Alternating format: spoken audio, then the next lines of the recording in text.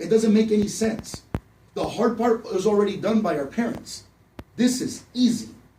There's nothing hard about it. So if you don't take advantage of an opportunity, it's nobody else's fault but yours. But if you do, then you can inspire a lot of people. Then you can change people's lives. Guys, I receive messages, and I posted on Facebook, wherever has me on Facebook. I receive messages from people now. Man, you inspire me, bro. And I don't do it to talk good about myself. I love the fact that I'm able to affect another person's life by my actions, by 10xing everything that I do, by maximizing myself. Does that make sense? How are you supposed to be a good influence for people if you're not even a good influence to yourself? You can't. Or how are you supposed to bring people on board? I was having a conversation with Carlos. I have a friend that's in real estate. You know, like he would do good. You know, he would do good. Well, the only way you're going to attract them is by doing good here. Because if you quit, you ain't bringing them. Does that make sense? So in my hand, I'm like, okay, so what do I got to do? I have to put in the work. I have to pay it forward. I have to pay the price up front. Comfort is not something that I'm okay with right now. I'll be comfortable later. See, you have to be willing to be uncomfortable to be comfortable later. You have to give something up. Does that make sense? I'd rather work 5 or 6 years, 17, 18 hours a day, than work 40 years, 9 hours a day. That's what I'd rather do. I want to compress time. Do you guys believe that you can compress time? Does anybody believe that? Yes. Do you believe that you can manage time? Yes. Some people don't believe that. Like, how do you manage time? Well, it's very, very simple. Okay? If you have 8 hours a day of activity, so somebody says you don't have time. We're going to go back to that, Carlos. I don't have time. No, BS. That's not true. You can sit in an office 8 hours and do 50 phone calls, but I can sit in an office 4 hours and do 200. Who control their time? I just compress time. I put time to my favor. I made it work for me. Does that make sense? So whenever you think that you don't have enough time, that's the biggest lie you can tell yourself. No, you're just not taking advantage of the time that you have. Does that make sense? On top of that, it makes you competitive. Why? Because I want to kick everybody's ass. I want to walk down the hallway and be like, yeah, that's the man right there. Why? Because the more I win, the more my family wins. It's not about me.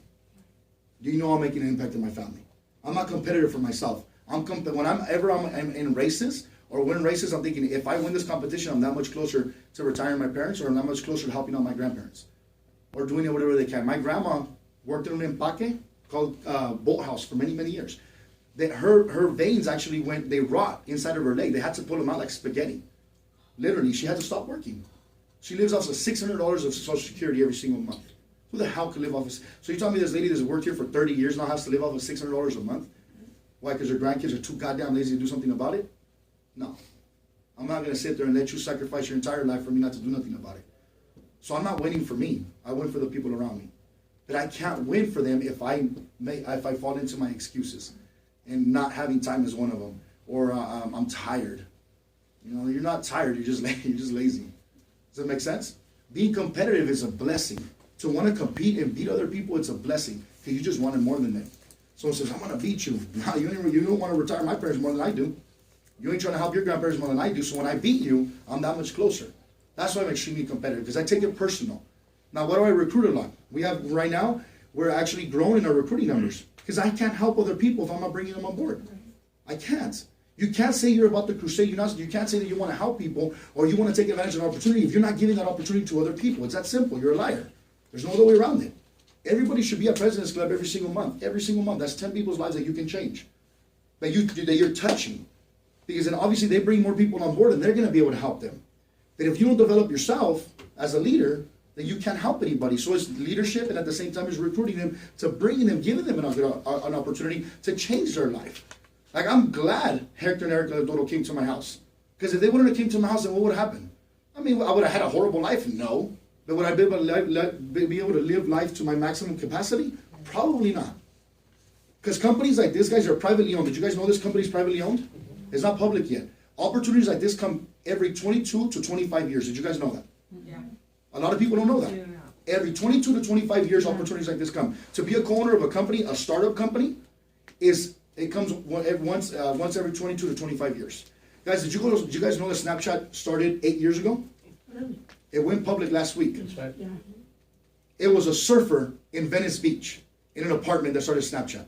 I think he's worth like $3.5 billion right now. Still in Venice. Yeah, he's still in Venice. Yeah. He's worth $3.5 billion. Imagine that. Who would have thought?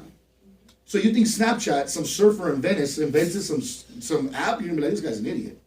I'm never going to invest in that. bet you he's laughing all the way to the bank now. Yeah. But people are too close-minded sometimes. Does that make sense? So be open-minded to it. Be open-minded to the opportunity of saying, you know what, I want to be a part of something great. I want to be a part of a company and help build it. So to me, when we're recruiting a lot, I want to help. I want to help this company grow. I want to give a lot of people an opportunity. I want a lot of people, and understand one thing, guys, not everybody's going to take the opportunity, okay? Not everybody's going to take it, and that's okay. I'm okay with that. But if I could change one person's life, I'm good with that. I'm good with that. I'm okay with that. I don't need to change 10 people's lives. I would like to, but not 10 people are going to take it serious. But in order to find quality, you have to go through quantity.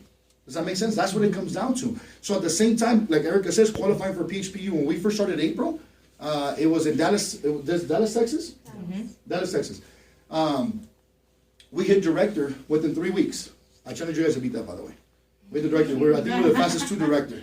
3 weeks. Because what happened is we were going to lose a week. Because the PHPU was at the end of April. So we started literally April 1st. And we had to leave April like the 23rd. I'm like, oh crap, I have to hit director before that. There's no way I'm going to go to PHPU. We were already directors at PHPU. And just nobody knew us yet. Does that make sense? But I'm like, and I got there and they had me do some script, right? Which I take an honor in it. They say, we're going to do a prospecting script. I'm like, I'm going to go up there. I'm like, this is like rookie stuff. I said, the next time I come to an event like this, I'm going to be an MD. And guess what? The first big event we ever attended, we were already MDs. Why?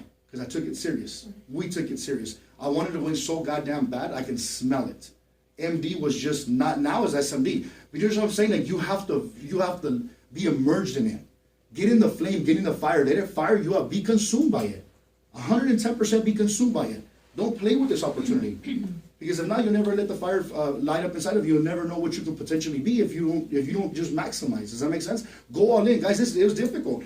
Some people I was talking to some people and we have our jobs that we're too scared to let go. Imagine even letting go $110,000, $120,000 job, like that cold turkey. That was scary, but I understood one thing. If I don't take advantage of this opportunity, later on I'm going to be crying about it. My brother's going to be a co-owner, multi-millionaire overnight, and I'm going to be like, oh, damn, that could have been me, and what did I do? So I was more scared of what I was not going to become, as opposed to what I was going to lose. So what's your biggest fear?